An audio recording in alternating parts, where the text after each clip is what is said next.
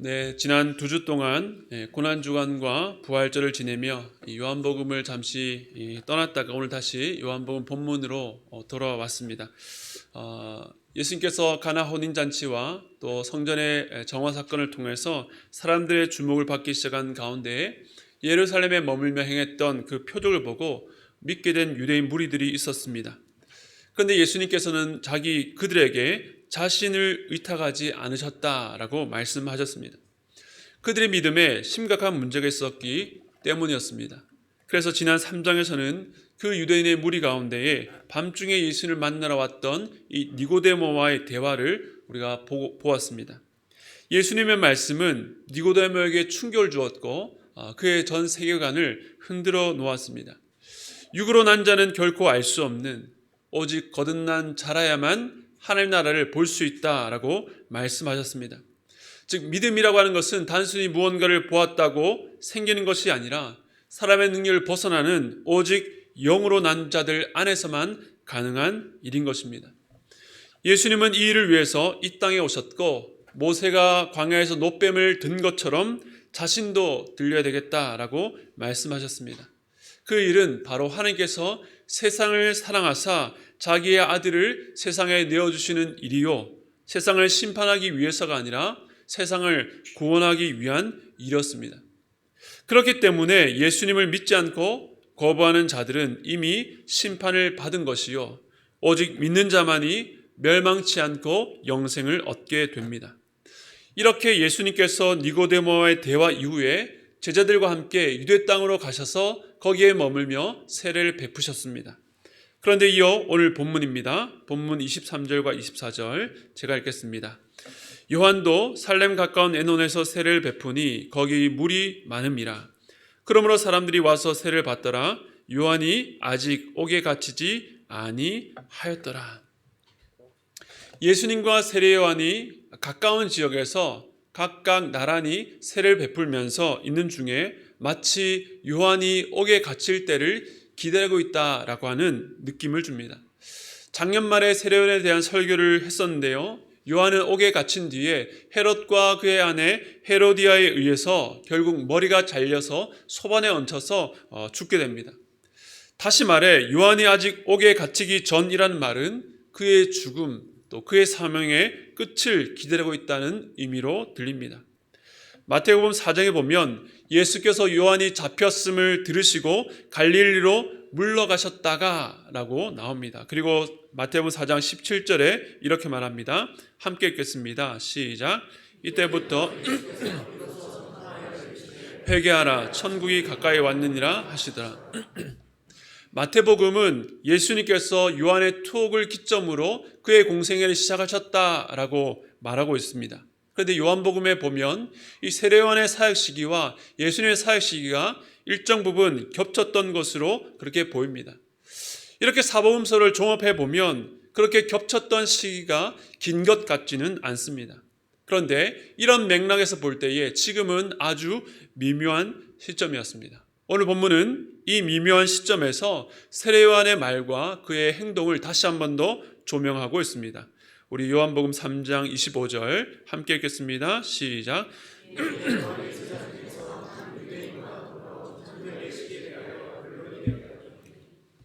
한 유대인과 요한의 제자 중 하나가 이 정결 예식과 관련해서 이 논쟁이 있었습니다.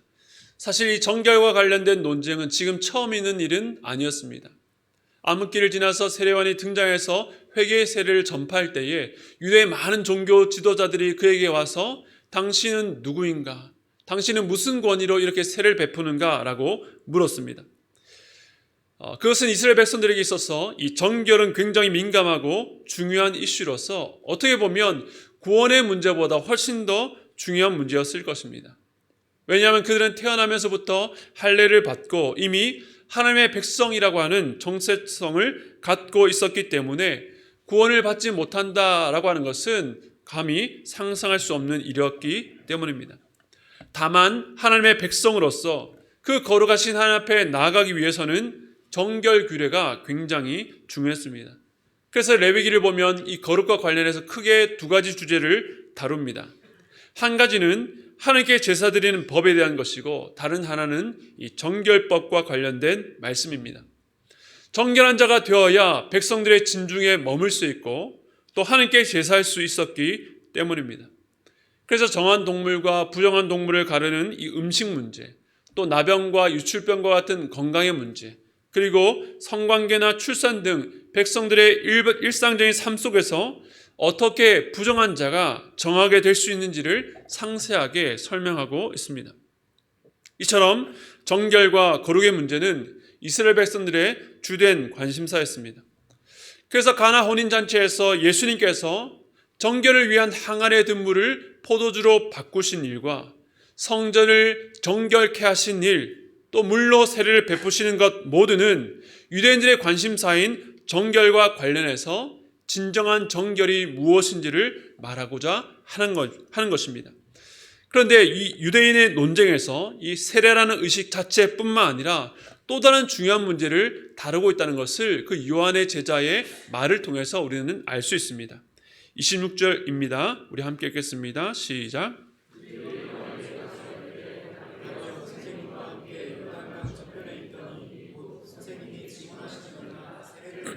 사람이 다 그에게로 가되.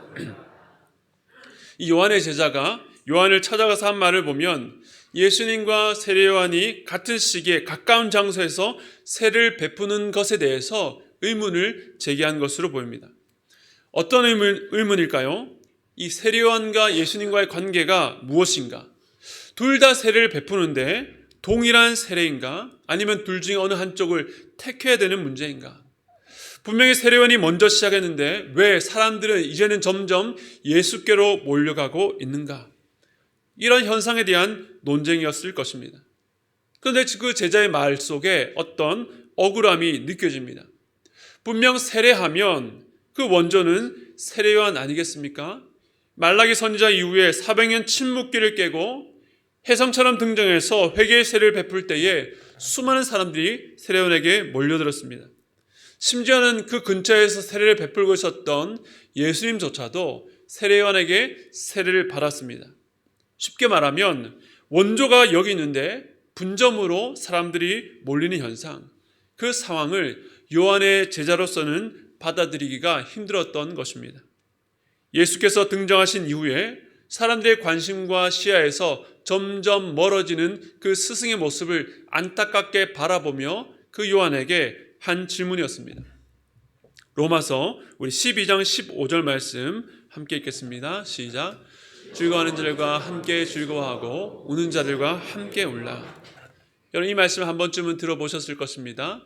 분당 우리 교회 앞에 소개하는 함께 울고 함께 웃는 이 소개말도 저는 이 말씀에서 나온 것으로 압니다. 그렇다면 제가 질문 한번 드려보겠습니다. 즐거워하는 자들과 함께 즐거워하는 것이 쉬울까요? 아니면 우는 자들과 함께 우는 것이 쉬울까요? 네. 언뜻 보면 전자가 후자보다 훨씬 덜 부담스럽고 편할 것 같은데 실제로 그 반대를 경험할 때가 있습니다. 무슨 말입니까? 한 공동체에서 함께 어려움을 겪을 때 서로 위로하는 데는 별 이질감이 없습니다. 같은 어려움을 겪다가 그런데 내가 아닌 다른 누군가가 먼저 잘 되는 것을 보면 함께 웃고 함께 즐거워해 주는 것이 그만큼 어렵다는 것을 깨닫게 됩니다. 왜 그럴까요? 우리 마음에 나도 모르게 자리 잡은 어떤 시기심, 경쟁심이 발동하기 때문입니다. 함께 어려움을 겪을 때는 그래, 나만 힘든 게 아니지 라고 하면서 그 상대방의 어려움이 나에게 묘한 위안을 주기도 하는데 갑자기 나만 빼고 다들 잘 되는 것을 보면 상대적으로 박탈감을 느끼며 그 이전에 있었던 나의 문제, 나의 고통과 괴로움이 이전보다 더 깊은 상처로 다가오는 것을 경험해 보셨을 것입니다. 우리가 같은 다락방에서 비슷한 또래 자녀들을 키우다 보면 기도 제목과 고민이 비슷합니다. 자녀들의 친구 문제나 건강, 그리고 학교 성적, 대학교 입시, 취직, 그리고 결혼의 문제. 이 문제를 놓고 자기 자녀를 위해서만이 아니라 다른 수능의 자녀들을 위해서도 우리가 함께 열심히 기도합니다. 될 듯 하다가도 안 될 때에 서로 위로하고 격려하면서 힘을 얻습니다. 그런데 우리 집 자녀들은 제자리인데 다른 집 자녀가 합격이 되고 취직이 되고 결혼을 하게 될 때에 진심으로 그 마음에서 우러나와서 축하가 잘 안 되는 자신을 봅니다. 나만 그렇습니까? 여러분 전혀 안 그런 것처럼 시침을 떼고 계신데, 그런데 목회자들도 마찬가지입니다. 저 같은 경우는 한꺼번에 29명의 목사들이 똑같은 준비 기간을 거쳐서 똑같은 날에 개척을 하다 보니까 비교를 안 할래야 안 할 수 없는, 내가 가만히 있어도 외부로부터 계속 비교를 받는 그런 현실이었습니다. 똑같이 막막할 때는 서로 등을 두들겨주고 위로하고 격려했는데, 어느 날 저는 헤매고 있는데 다른 목사님들이 탁월하게 해 나가시는 모습을 보면 마음이 어렵기도 했습니다. 개척을 한 뒤에 다른 교회 소식들을 들으면서 마음이 위축된 적도 많았습니다. 이처럼 시기심과 경쟁심으로 우리의 마음이 좁아질 수밖에 없는데, 그런 우리 모두에게 오늘 세례요한의 고백은 큰 울림과 함께 감동을 줍니다. 참으로 위대한 고백이라 할 수 있습니다. 요한복음 3장 30절 말씀 우리 함께 읽겠습니다. 시작. 그는 흥하여 가겠고 나는 쇠하여야 하리라 하니라. 아멘. 그런데 우리는 이 말을 좀 바꾸고 싶어 합니다. 어떻게 해요? 그는 흥하여 가겠고 나도 흥하여야 하리라. 근데 욕심이 좀 더 커지면 한 발짝 더 나아갑니다. 그가 흥하려면 나도 흥하여야 하리라. 조건으로 거는 거죠. 나 빼고 흥하는 것을 견딜 수가, 용납할 수가 없는 것입니다. 그런데 거기서 한 걸음 더 나가면 어떻게 됩니까? 그는 쇠하여도 나는 흥하여야 하리라. 조금씩 정도의 차이는 있지만 모두 어디에 방점이 있습니까? 모두가 내가 흥하는 것에 초점이 맞춰져 있습니다. 사람들은 예수 그리스도가 흥하는 것, 그가 높아지는 것과 함께 자신도 흥하기를 원합니다. 제가 어렸을 때에 올림픽에서 금메달을 따고 TV 인터뷰를 할 때에 모든 영광을 하나님께 돌린다라고 말하는데 어찌나 그 모습이 멋져 보였는지, 그래서 저도 그런 꿈을 종종 꿨습니다. 내가 전교 1등을 해서 좋은 학교에 가서 사람들이 우러러볼 만한 그런 자리에 올라가서 사람들이 다 주목할 때에 굉장히 겸손한 표정으로 모든 영광을 하나님께 돌립니다 라고 하면 얼마나 멋질까, 그런 생각을 했습니다. 그러나 시간이 지나고 보니 그 속에는 하나님의 이름이 영광받는 것보다 내가 좋은 성적을 받고 좋은 학교를 가고 사람들에게 높임받고 싶은 욕심이 그저 한 귀퉁이, 일부가 아니라 전부였다는 것을 알게 됩니다. 겉으로는 하나님께 영광을 돌린다라고 말하지만 우리는 그 덕에 내가 높은 자리에 앉고 싶은 욕심이 있습니다. 어떤 분은 이런 논리를 펴기도 합니다. 하나님, 제가 하나님의 영광을 가려서는 안 되지 않습니까? 믿지 않는 형제들, 믿지 않는 친구들 가운데에 그래도 제 형편이 어느 정도는 되어야 남들이 보기에도 예수님 믿으면 이런 복을 받는구나 라고 하지 않겠습니까? 라고 기도합니다. 결국 우리가 구하는 큰 성공이든 아니면 소박한 성공이든 우리는 그 안에서 주님을 이용해서 높아지고 싶은 우리의 욕심과 야망을 꽁꽁 숨겨 놓습니다. 그런데 그렇게 나아가면 어떻게 됩니까? 아까 말했던 세 번째, 그는 쇠하여도 나는 흥하여야 하리라. 나의 흥황함을 위해서 그리스도인으로서 하나님의 백성으로서 하지 말아야 될 일을 하게 됩니다. 당장 내 눈앞의 이익을 위해서 주님께서 그 일을 기뻐하지 않는다는 것을 알면서도 악한 이들과 손잡고 거짓말을 하고 나 말고 다른 사람이 고생하는 자리로 보내기도 합니다. 나중에 욕은 먹겠지만 눈 한번 찔끔 감고 당장 손해보지 않으려고 불법을 범하기도 합니다. 모두가 그 안에 어떤 마음이 있기 때문입니까? 예수께서 쇠하든지 말든지 나는 흥하여야 하리라. 그런 태도 아니겠습니까? 나 때문에 기독교인은 입만 예수라는 말을 듣더라도 내가 쇠하는 자리는 절대 못 가겠다는 의지가 아닙니까? 그런데 오늘 세례요한이 어떻게 우리의 본성을 거스르는 고백, 이 위대한 고백을 하게 되었습니까? 요한복음 3장 27절 우리 함께 읽겠습니다. 시작.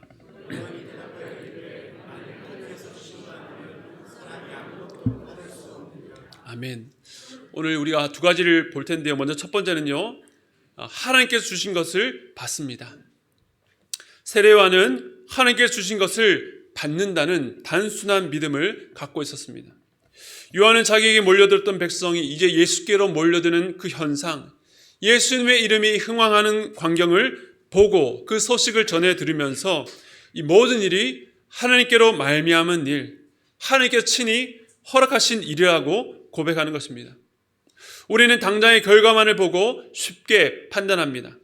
어떤 일이 잘 풀리는 것 같으면 하나님을 찬양하다가도 길이 막히고 어려움을 만나면 하나님께서 나를 치신다, 내게 고통을 주신다, 내가 무슨 죄를 지어서 이런 어려움을 당하나라고 낙심하게 됩니다. 그러나 우리는 내 눈앞에 당장에 일어난 일의 결과를 넘어서 어떤 일이든지 하늘에서 주셔야만, 즉 하나님께서 허락하셔야만 받을 수 있다는 것을 알아야 됩니다.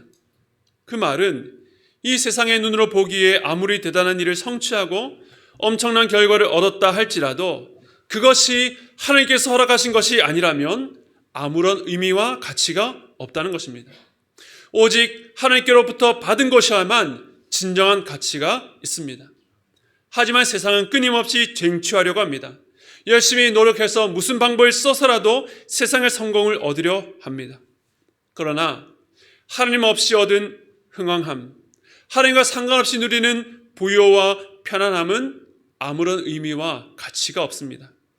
오직 하나님께서 허락하셔서 우리에게 주실 때에 그것이 흥왕함이든 쇠함이든 상관없이 우리에게 참된 가치가 되는 것입니다. 단순합니다. 내 손에 쥔 것이 무엇인지보다 누가 그것을 주셨는지가 더 중요하다는 사실입니다. 당장 내게 이익이 되는지, 내가 원하는 것이었는지, 나에게 편한 일인지보다 하나님께서 우리 손에 쥐어주신 것을 받는 것이 우리 인생에서 가장 유익하다는 사실을 여러분 기억하시기 바랍니다. 요한복음 1장에서 계속 증언했던 것이 무엇입니까? 세례요한은 빛이 아니다. 세례요한 자신도 자신을 향해서 나는 그리스도도 엘리야도 그 선지자도 아니다. 나는 광야에 외치는 소리다.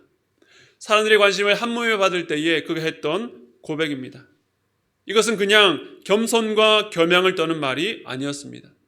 메시지를 전달한 소리가 그 소임을 당하면 사라져 흔적 없이 사라지는 것처럼 세례요한도 그러한 퇴장을 준비하고 있었던 것입니다.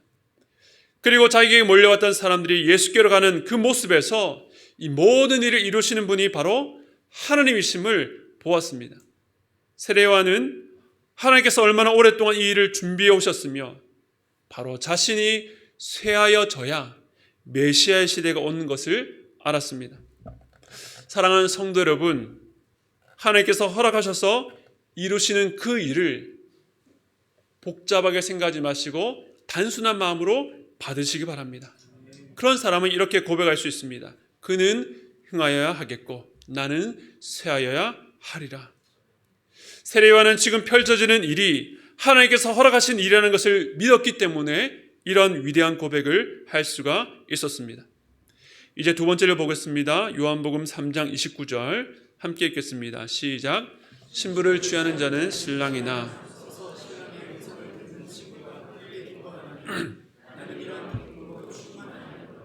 아멘.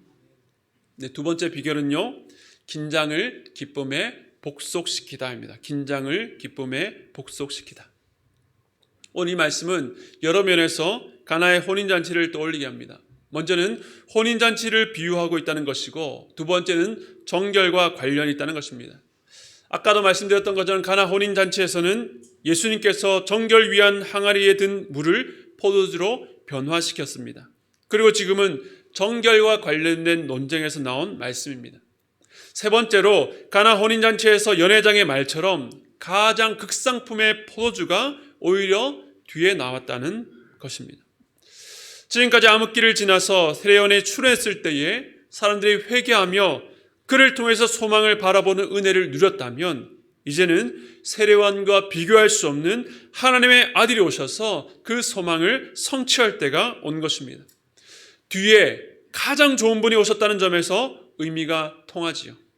세례요한이 가나 혼인잔치를 그 표적을 의식해서 이런 말을 했는지 알 수 없지만 적어도 요한복음의 저자는 이 둘 사이의 연관성을 의식하고 기록하고 있는 것 같습니다. 세례요한은 자기의 때보다 더 큰 기쁨, 진정한 기쁨을 바라보고 있었습니다. 사실 세례요한의 제자들이 스승을 염려하고 안타까운 심정으로 한 말로 인해서 긴장 관계가 조성되었습니다. 예수님과 세례요한 사이에, 예수님의 제자들과 세례요한의 제자들 사이에, 예수님께 세례받는 자들과 세례요한에게 세례받는 자들과 묘한 긴장이 있었습니다.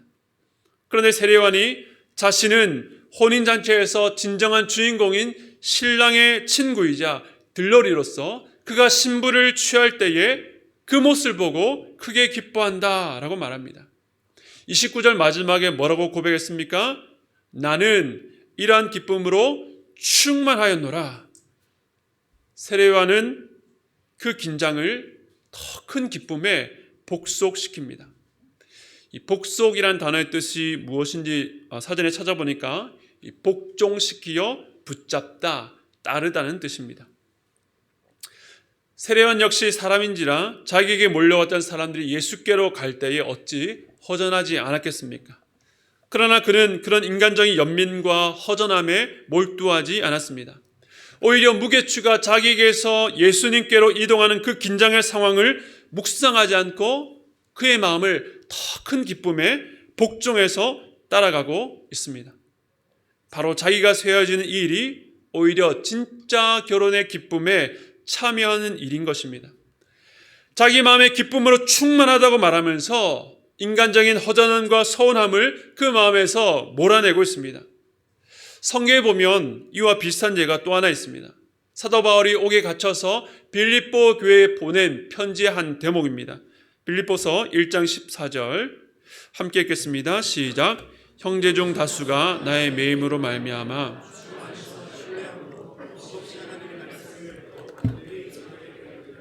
아멘. 이 얼마나 기쁜 일입니까? 사도 바울이 옥에 갇혔는데 그 매임으로 인해서 오히려 많은 교회의 형제들이 겁없이 하나님의 말씀을 담대히 전하게 되었다는 것입니다. 그런데 그 다음에 바울을 섭섭하게 할 만한 일들이 있었습니다. 우리 15절부터 17절까지 다시 한번 읽겠습니다. 시작. 어떤 이들은 투기와 분쟁으로, 어떤 이들은 착한 뜻으로 그리스도를 전파하나니 이들은 내가 복음을 변증하기 위하여 세우심을 받은 줄 알고 나의 매임에 괴로움을 더하게 할 줄로 생각하여 순수하지 못하게 다툼으로 그리스도를 전파하느니라. 성도들이 열심히 그리스도를 전파하고 있었는데 몇몇 사람들의 의도가 수상합니다. 물론 착한 뜻으로 전파하는 자들도 있었지만 어떤 이는 투기와 분쟁으로, 심지어는 옥에 갇힌 바울을 더 괴롭게 할 목적으로 그런 다투는 마음으로 그리스도를 전파하는 자들이 있었다는 것입니다. 참 당황스러운 소식입니다. 그런데 이러한 긴장 앞에서 바울이 어떻게 하는지를 한번 보시기 바랍니다. 빌립보서 1장 18절 함께 읽겠습니다. 시작. 그러면 무엇이냐? 거칠을 하나? 전파되는 것은 그리스도니 이로써 나는 기뻐하고 또한 기뻐하리라. 아멘. 바울이 미워서 바울을 괴롭게 할 목적으로 한다 할지라도 전파되는 것이 그리스도이기 때문에 나는 기뻐하고 또한 기뻐한다라고 말합니다. 바울이 어떻게 한 것입니까? 자신을 공격하는 긴장을 더 큰 기쁨에 복속시켰습니다. 바울이 어떻게 기뻐할 수 있었습니까? 그가 무엇을 보았습니까? 자기는 갇힌 상태라 복음을 더 이상 전할 수 없었고 또 빌립보 교회 일부 성도들이 바울이 당한 고통과 그 괴로움을 내심 기뻐했습니다. 인간적으로 바울은 억울했을 것입니다.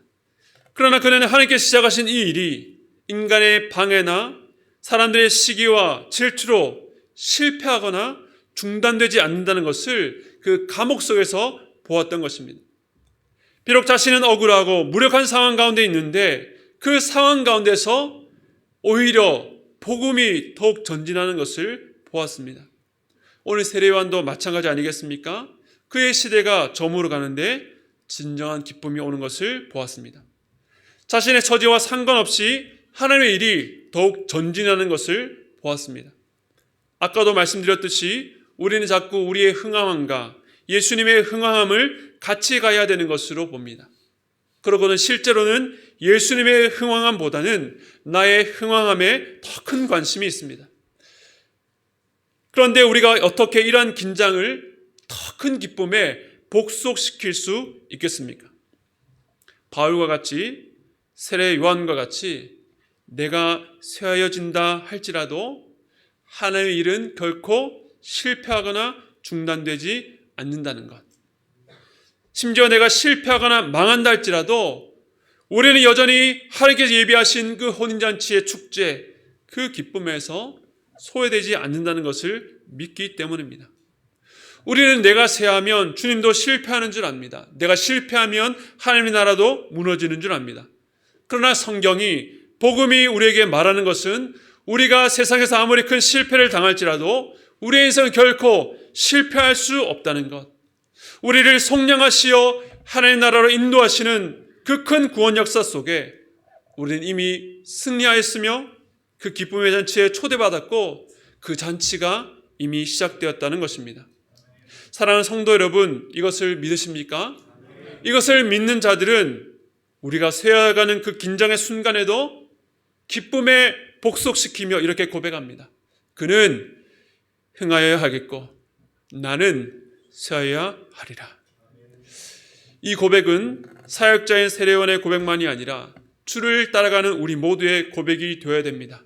왜냐하면 우리 주님도 결국 이 길로 가셨기 때문입니다. 세례요한이 쇠하여지고 예수께서 흥황해졌을 때에 예수께서는 자기를 증언했던 사역자, 선지자, 제자들의 쇠함을 딛고 높고 높은 보좌로 올라가시지 않았습니다. 세례요한이 자기의 삶과 죽음으로 비추었던 그 예수 그리스도가 어디로 가셨습니까? 화려한 왕궁이 아니라, 그 보좌가 아니라 골고다 언덕의 십자가였습니다. 우리 예수께서 가신 곳은 모두가 가기를 두려워하고 꺼리는 십자가 죽음이었습니다. 그러므로 예수야말로 내가 쇠해져서 너희가 흥황하리라, 나는 죽고 하나님 아버지는 높임 받으소서라는 고백으로 나가신 것입니다. 그 결과가 무엇입니까? 우리 요한복음 12장 23절과 24절 함께 읽겠습니다. 시작.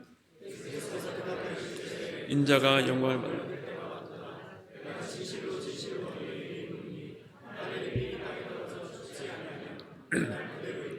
죽으면 많은 열매를 맺느니라. 아멘. 예수께서 걸으신 십자가의 길, 십자가의 죽음은 그저 한 인생의 억울한 죽음과 희생으로 끝나지 않았습니다. 그의 죽음이 세상을 향한 하나님 아버지의 사랑을 드러내셨고 그 죽음으로 말미암아 많은 열매를 맺게 되었습니다. 오늘 우리로 하여금 세례요한의 고백, 그는 흥황하여야 하겠고 나는 쇠어야 하리라 는 고백을 하게 하시는 것은 이 세상의 사이비 교주처럼 여러분의 헌신과 고생을 쥐어짜서 하나님께서 더 영화를 누리겠다는 것이 아닙니다. 세례요한이 그랬고 예수께서 그러셨던 것처럼 우리가 쇠어지고 우리가 죽어서 많은 열매를 맺는 이 복되고 놀라운 일에 불러주시는 하나님의 초대인 것입니다. 저희 제자반에 한 훈련생의 시부모님이 지난주 중에 영접 기도를 하는 참 놀라운 일이 있었습니다. 결혼하고 9년 만에 그 기도에 응답해 주셨습니다. 카톡 몇 글자에 안에 담겨서 전해온 소식이었지만 그 자매가 이 일을 위해서 지난 9년간 자신이 쇠해지는 그 자리에 머문 것을 생각하면 얼마나 감격이 되고 놀라운 일입니까? 그야말로 하늘의 밀이 땅에 떨어져 죽어 열매를 맺는 일이었습니다. 다락방 신방을 해보면 우리 교회에 가족의 구원을 위해서 기도하는 형제 자매들이 많은 것을 보게 됩니다. 오늘 제가 전해드린 이 소식이 가족 구원을 위해서 울며 기도하는 여러분 모두에게 소망의 씨앗이 되기를 바랍니다. 여러분께서 자원하여 쇠하여지는 자리에서 눈물을 뿌려 기도할 때에 하나님께서 하나님의 때에 반드시 그 가정에 구원을 주실 것입니다. 그리고 오늘은 우리 교회가 첫 예배를 드린 지 1년이 되기 하루 전날입니다. 아까 영상에서 보셨던 것처럼 그 지난 1년을 다 담을 수 없지만 여기 등장하지 않았던 성도들, 또 다루지 않았던 그 많은 사역들과 훈련들이 생각나면서 얼마나 감사하고 은혜가 되는지요. 우리가 오늘 1주년을 맞이해서 우리가 어떤 기도를 해야 될까요? 주님, 우리 교회가 흥왕하게 하옵소서. 아니지요? 주님이 흥왕하고 예수의 이름이 흥왕하고 우리는 쇠하여 지겠나이다. 우리가 죽어 많은 열매를 맺는 교회 되게 하옵소서. 우리의 이름이 드러나서 하나님께서 영광 받으시는 교회가 아니라 하나님의 영광만 드러나는 교회 되게 하옵소서. 이것이 1주년을 맞이하는 우리 교회, 우리 성도들의 첫 번째 기도 제목이 되기를 소원합니다. 그는 흥왕하여야 하겠고 나는 쇠하여야 하리라. 우리 모두 이러한 소망과 이런 고백으로 여러분이 각자 있는 그 자리에서 우리 주님을 높여드리는 우리 모두가 되기를 간절히 소원합니다.